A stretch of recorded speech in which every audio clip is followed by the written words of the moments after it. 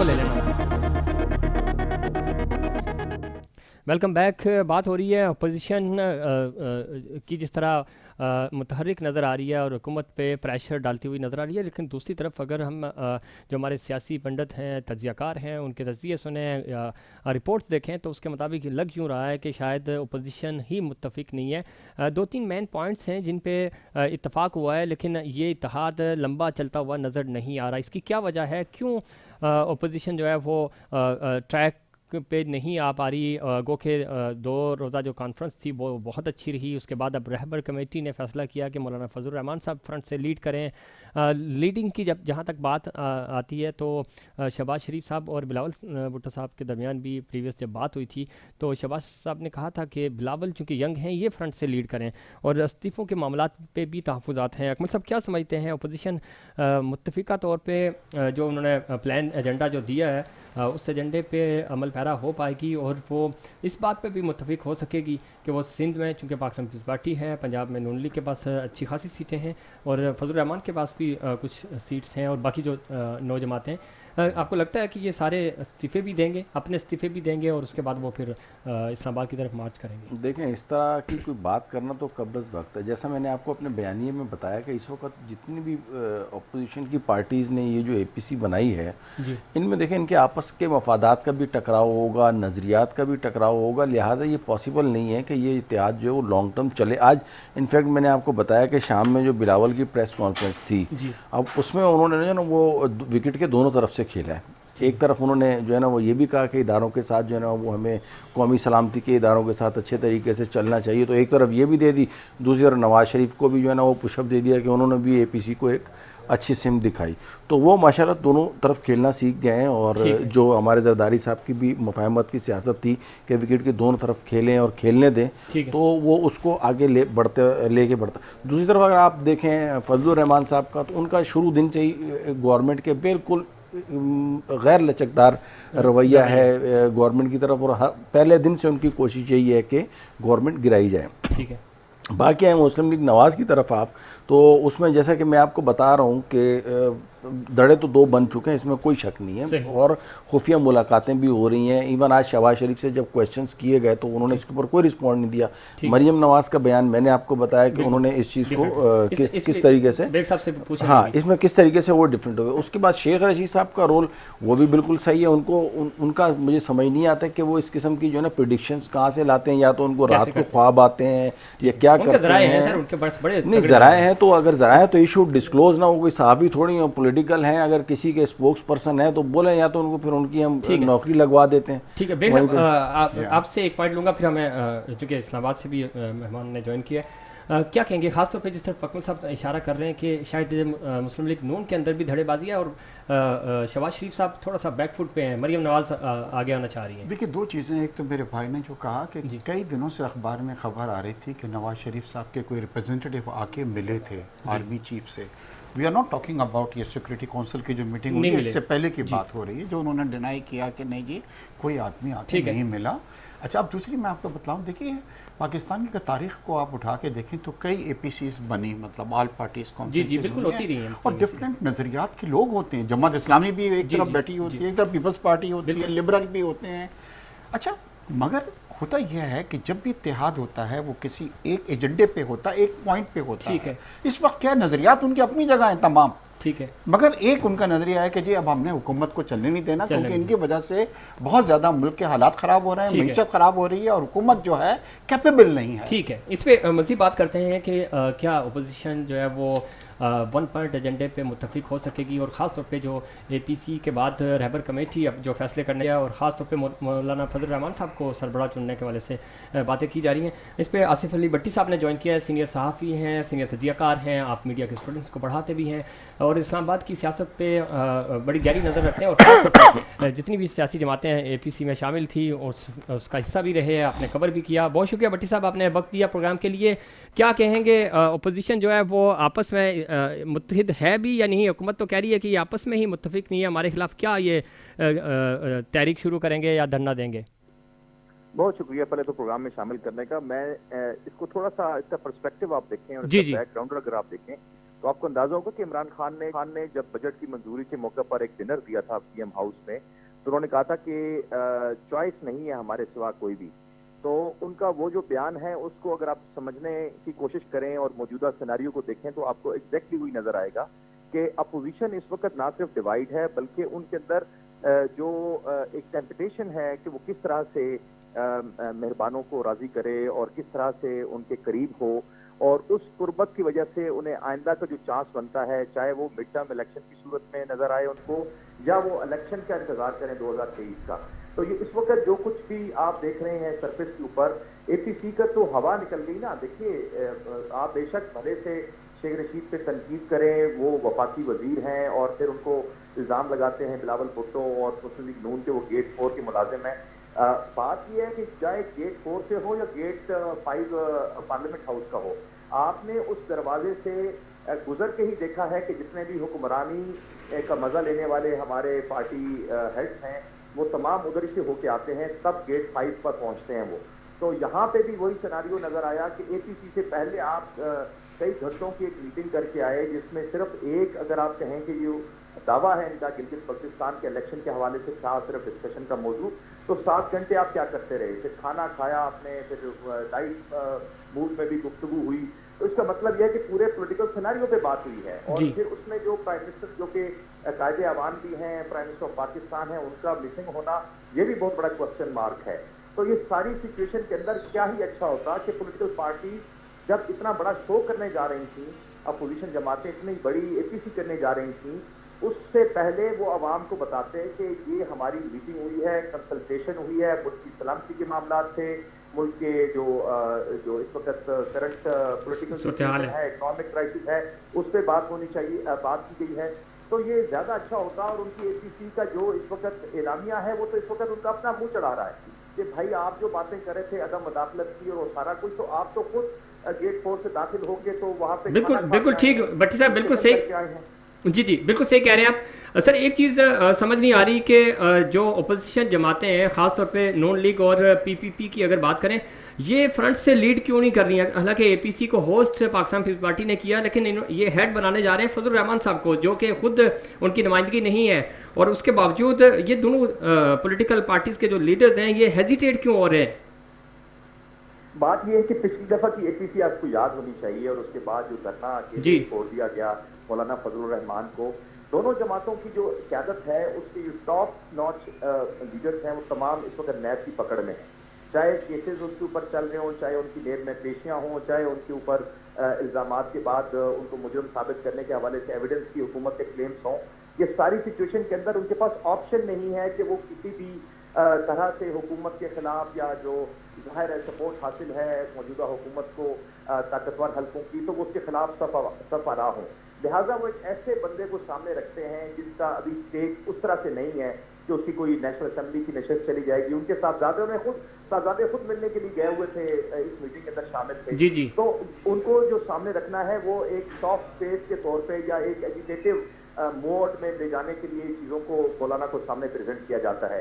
अब मौलाना को ये समझना है कि ये दोनों पॉलिटिकल पार्टी आखिर वजूहात तो सामने हैं कि जी आप अपने केसेस से भी जान छुड़ाना चाहते हैं और अगली बारी भी लेना चाहते हैं। मौलाना को तो बारी नहीं मिलेगी, ये तो बिल्कुल राइटिंग ऑन द वॉल है। लेकिन आप जो सवाल कर रहे हैं उसमें दोनों पार्टी की बुनियादी मजबूरी ये है कि वो इस वक्त अवाम का एतमाद हासिल करने में नाकाम रही हैं। चाहे वो पार्लियामेंट का ऐवान हो, वहां पे उन्होंने बात नहीं की, कितनी बड़ी हमारे यहाँ क्रिकेट की जुबान में हॉफ वाली बना के दी इमरान खान साहब ने अपनी नाकामियों की सूरत में अपने जो इक़दाम हैं अवाम की बेहतरी के हवाले से, मुल्क के अंदर महंगाई, बेरोजगारी, माशी बदहाली और जो आपकी फॉरेन पॉलिसी है उसके ऊपर बड़े क्वेश्चन उठे, लेकिन अपोजिशन ने उसको इस्तेमाल नहीं किया पिछले 2 साल। ठीक है। ना ही उन्होंने रोड पे आके अपने अवाम के लिए कोई ऐसा सिंबॉलिक किस्म का एक्टिविटी की। ठीक है, बट सर बुनियादी सेक्टर हैं जिसकी वजह से शायद इनके पास कोई ऐसी फेस सेविंग नजर नहीं आती फिलहाल कि वो अवाम का सामना कर सके। ठीक है, आप बट साहब लाइन पे रहिएगा, हम नून लीग का मौका भी ले लेते हैं। मिर्ज़ा इश्तियाक बेग साहब हमारे साथ मौजूद हैं। भट्टी साहब का तजिया कह रहा है सर, वो कह रहे हैं कि अवाम का एतमाद हासिल नहीं कर सके, इसलिए शायद शहबाज शरीफ साहब और ख़ासतौर पर पाकिस्तान पीपल्स पार्टी भी फ्रंट से लीड करती हुई नज़र नहीं आ रही और फजल रहमान साहब को आगे ला। नहीं, ऐसी बात नहीं है। एक तो आप मौलाना फजल रहमान को इतना लाइटली मत लें, he is a very big street power, आपको अंदाजा नहीं सही है, है। लेकिन बेग साहब आपको याद होगा पिछले साल उन्होंने धरना दिया था कि लाखों लोगों लेकिन को वो वापस लेके वो पहुंच गए थे, तो स्ट्रीट पावर उनके पास बहुत स्ट्रीट बड़ी पावर है, लेकिन वो वहाँ से उठ के भी वापस आ गए थे ना। देखिए, अश्योरेंसेस कुछ दी गई थी उनको, किसने दी सर? अब मेरे ख्याल से अश्योरेंसेस दी गई थी उनको, जो अक्सर वो इस चीज़ का जिक्र भी करते हैं। अब आ जाइए, दूसरी बड़ी चीज़ ये हो रही है कि देखिए शहबाज शरीफ साहब की भी कल बेल के लिए जा रहे हैं, और ऐसा कहा जा रहा है कि शायद उनको भी अरेस्ट किया जाएगा, क्योंकि नैब की पूरी कोशिश ये है कि जो आदमी बोले उसको बंद कर दें, आप उसको बंद कर दें ताकि उसकी आवाज़ जो है ख़त्म हो जाए। जरदारी साहब भी ये कह चुके हैं कि शायद मुझे भी अरेस्ट किया जाएगा, तो उनको भी है। देखिए, हमने ये भी देखना है कि कल को आप शहबाज शरीफ साहब को बना देते हैं, उनको अरेस्ट कर लेते हैं, तो फिर बहुत मुश्किल होगी, फिर आप दूसरे को ढूंढने जाएंगे। तो I think it's a good move, he is a very aggressive person, he has a street power, I think is a good choice. और उनके ऊपर ऐसे नैप के कोई केसेस नहीं हैं कि उनको कोई उठा के ले जाएगा। फ्रेंडली भी हुआ, फिर फ्रेंडली मैच ही होगा। देखिए, उन्होंने धरना दिया था, उसमें कुछ हासिल नहीं हुआ था सिवाय इसके कि पावर शो। तो सबको पता है कि फजल रहमान साहब के पास बहुत स्ट्रेंथ तो है, लेके पहुंच गए नहीं, थे ना, उनके मदारिस हैं, पब्लिक नहीं थी। इमरान खान साहब जितनी पब्लिक लेके इस्लामाबाद में उन्होंने इस्लामाबाद को ब्लॉकेट किया था, डोंट यू थिंक कि उनके पास उससे ज्यादा पावर है? मतलब नहीं, कराची से भी लोग गए थे। ये ख्याल कीजिए कि जनवरी के अंदर जब ये 13 जमातें अपने लोगों को लेकर निकलेंगी, तो मुझे नहीं लग रहा कि इस्लामाबाद के अंदर आपको जमीन नजर आएगी। इतने लोग वहाँ पे रहमान साहब ने कहा था लास्ट टाइम भी कि जब वो लाहौर पहुंचे तो नून लीग उनको रिसीव करने नहीं आई, और जो कारकुन आए वो चंद 100 कारकुन थे। देखिए, उस वक्त एक अंडरस्टैंडिंग नहीं थी, टाइमिंग्स वाज डिफरेंट। अभी भी उनको ट्रस्ट नहीं है, अभी भी ट्रस्ट नहीं है। वो कि आप उन पे ट्रस्ट कर रहे हैं, उनको अभी भी आप सर, इससे ज्यादा और क्या होगा कि तमाम जमातों ने ये तक कह दिया है कि जी अगर एपीसी ये डिसाइड करेगी या रबर कमेटी ये डिसाइड करेगी कि हम सबको अपने इस्तीफे देने, तो हम दे देंगे। वक्त बताएगा। अकमल साहब, क्या कहेंगे आप, खासतौर पे ये जो कहा जा रहा है कि एनआरओ नहीं देंगे और एनआरओ लेना चाह रही है अपोजिशन, तो एनआरओ शायद मिल चुका है और ये फ्रेंडली मैच ही चलेगा, इसी तरह के धरने होंगे। 2010 में आपको याद होगा कि मुस्लिम लीग नून ने मार्च किया था और उसका फैसला आया, उसके बाद फिर मियाँ साहब ने जो वकला बहाली के वाले से, फिर 2014 में अपना पाकिस्तान तहरीक इंसाफ ने धरने दिए थे, खान साहब ने, और मौलाना फजल रहमान साहब का भी 2019 का धरना आपको याद होगा। उसके बाद होता कुछ नहीं है, यही 5 साल इनको हुकूमत की बाकी चीज़ों से तवज्जो हटाने के लिए अवाम जो है वो इनके एहतजाज देखते रहेंगे, हासिल कुछ नहीं होगा। देखें, इस वक्त जो मैं बताऊं आपको कि मौलाना फजल रहमान साहब की जो बात की जा रही है और कहा यह जा रहा है कि उनके पास स्ट्रीट पावर है, तो अगर उनके पास स्ट्रीट पावर है या पब्लिक है जो भी है, तो फिर वो पावर वोटों में कहाँ थी, या उनकी अपनी सीट भी वो नहीं जीत पाए। अगर अपनी सीट नहीं जीत पाए तो दूसरी सीटें भी जीत जाते ना जी। चलें ठीक है, पीपल्स पार्टी है या इवन मुस्लिम लीग नून है, उनके पास तो वो सीटें तो है ना, इनके पास सीटें नहीं, तो पब्लिक पावर कहाँ से आ गई, एक बात हो गई। दूसरा, ये जो आप बात कर रहे हैं, देखें ये नशिस्तन गुफ्तन बर्खास्तन हो रहा है, एक शो चल रहा है, उसमें कभी एक आ जाता है, कभी दूसरा एंट्री, मीडिया को अपना मंजन मिल रहा है, वो बेचे जा रहे हैं, ये एपीसी हो गई, ये बीपीसी हो गई, ये सीपीसी हो गई। आवाम का इस वक्त जो इकॉनमी है उसके ऊपर फोकस नहीं है। खान साहब को जो है ना वो बिल्कुल सही तरीके से मुशीर गाइड नहीं कर रहे।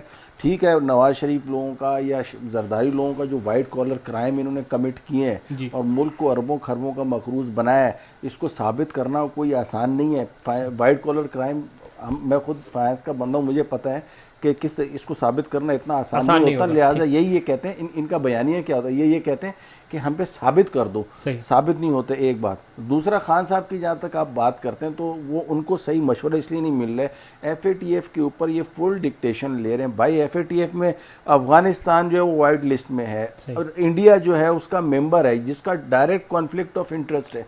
उसके ऊपर इमरान खान साहब को चाहिए ना कि जनरल असम्बली में या दीगर फोरम्स के ऊपर आवाज़ उठाएं कि भाई ये जो आप लोगों ने तंजीम बनाई है तो विक्टिमाइज करने के लिए बनाई हुई है, थोड़ा सा FATF के अगेंस्ट में दुनिया को जो नॉन मेंबर्स हैं उनमें अवेयरनेस क्रिएट करें जो उनके अंदर मेंबर हैं। अब ये लगे जी फुल डिक्टेशन ले रहे हैं यार, फुल डिक्टेशन हमने अपनी आज़ादी थोड़ी उनके नाम FATF को बेची हुई है, ये बहुत गलत कर रहे हैं, इनको इसकी पे आवाज़ उठानी चाहिए। भट्टी साहब, आप सुन सकते हैं मुझे?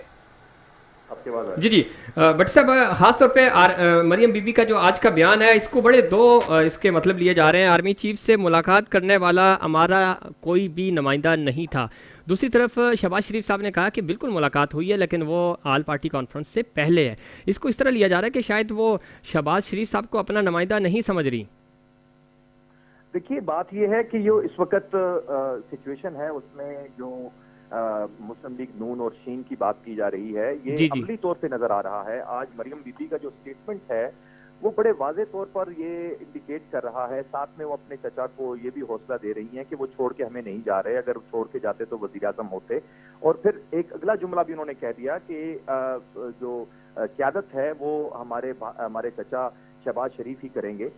असल में तो यहीं से चीजें क्लियर हो रही हैं कि आप एक तरफ तो ये कहते हैं कि भाई हम एस्टेब्लिशमेंट को किसी सूरत भी स्टेक होल्डर नहीं मानते। आपके चचा अपनी पूरी पार्टी को लेके, जो आपके दाएं और बाएं बैठी होती है, उसको लेके वहां पहुंचे हुए थे। ठीक। तो आप जस्टिफाई नहीं कर सकते हैं लोगों के सामने। ये फेस सेविंग तो हो सकती है, ये आपकी जुमलेबाजी लोगों को अट्रैक्ट तो कर सकती है कि आप मियां नवाज शरीफ का फलसफा लेके खड़ी हुई हैं, लेकिन क्या जमीन पर वही हकायक हैं जो आप बयान कर रही हैं? ऐसा नहीं है। बात यह है कि मियां नवाज शरीफ की जो तकरीर है उसके खालिक मोहतरमा मरियम नवाज साहबा, परवेज रशीद साहब और इरफान सिद्दीकी साहब हैं। अब उसके बाद बाकी जो पार्टी है वो किस तरफ खड़ी हुई है? अब ये आपको जस्टिफाई करना है कि वो लोग जो कि शहबाज शरीफ या उनके साथ एहसन इकबाल अलग मुलाकात करके आए हुए हैं, वो इस बात को डिनाइल जरूर इसका कर रहे हैं, लेकिन वो शरीक थे उस मीटिंग के अंदर। बात यह है कि अब आपको ये लोगों को वाजे करने में मुश्किल पेश आ रही है। आपने बैड कॉप गुड कॉप वाला खेल शुरू किया हुआ है। लोग अब उस तरह से नहीं इस चीज को कबूल करते। सोशल मीडिया इतना एक्टिव है, इलेक्ट्रॉनिक मीडिया से लोगों को आवाजें पहुंचती हैं, लोगों को आप जस्टिफाई नहीं कर सकते। दूसरी, आपने जो एपीसी का अहवाल यहाँ पे हमारे सीनियर दोस्त यहाँ पे डिस्कस कर रहे हैं, बिल्कुल दुरुस्त कहा इन्होंने कि इस वक्त आपने एक ऐसी नशिस्त रखी ताकि लोगों को हौसला हो कि हाँ जी अपोजिशन मौजूद है पाकिस्तान के अंदर, अपोजिशन जमातें बड़ी मुत्तहिद हैं और वो गुफ्तगू कर रही हैं। इसके अलावा क्या आप प्रोडक्टिव चीज, आप तो अगर ये आपने छोड़ा था मौलाना फजलुर रहमान पे, जैसे जी। कि कहा जा रहा है कि मौलाना लीड करेंगे, स्ट्रीट पावर है उनके पास। कौन सी स्ट्रीट पावर है? मदारिस की। मदारिस के अलावा कौन सा तबका है जो उनके साथ खड़ा हुआ है?